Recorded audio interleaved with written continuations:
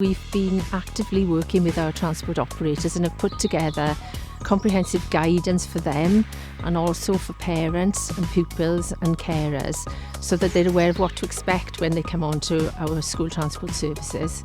All the drivers will be cleaning the vehicles before and after every journey and comprehensively cleaning the vehicle at the beginning and the end of every day. In particular, the drivers will be concentrating on cleaning the regular touch points such as door handles, window winders, seat backs and doors. We will be asking students to sit on the buses in seats with their own year group. So this will reduce the number of people that they're in contact with from different groups. For children who are travelling on public transport services where there are a number of members of public, adults and other groups travelling, then those children who are 11 years and over will be expected to wear face coverings. For children who have special educational needs, we're trying to keep consistency of the staff that are working with those children.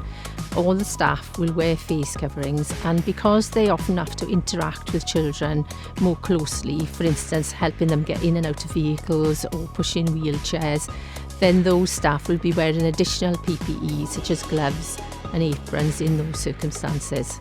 Definitely would like to reassure parents that we've done everything that we can to make sure that their children will be as safe as possible when travelling on our school transport services in September.